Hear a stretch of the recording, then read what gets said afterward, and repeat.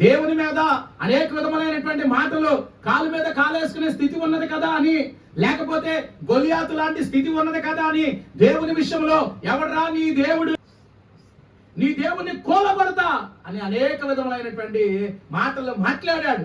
అన్ని మాటలు అన్నాడు ఆయన. దొరికావు రారా, ఈ రోజున నీ మాంసాన్ని నేను ఎవరికి ఎగరేస్తా, ఆకాశ పక్షులకు ఆహారంగా ఇస్తా రా అన్నాడు. అప్పుడు దావీదేమన్నాడు, నీవెవరినైతే తిరస్కరించావో, నీ కాలు మీద కాలేసుకున్నాను కదా, నేను దేహం కలిగి ఉన్నాను కదా, నేను బలం కలిగి ఉన్నాను కదా, నేను శక్తి కలిగి ఉన్నాను కదా అని నీవు ఎవరినైతే అనేక విధమైన అవాకులు చవాకులు మాట్లాడుతున్నావో, ఆ సైన్యములకు అధిపతి అయిన దేవుని పేరట నీ మీదకి వస్తున్నాను అన్నాడు. దేవుని ఆత్మశక్తి దావీదులోకి ఎప్పుడైతే వచ్చిందో, ఎంతటి బలవంతుడైనా సరే కూలిపోవాల్సిన పరిస్థితి వచ్చింది, ఓడిపోవాల్సిన పరిస్థితి వచ్చింది, చచ్చిపోవాల్సిన పరిస్థితి వచ్చింది.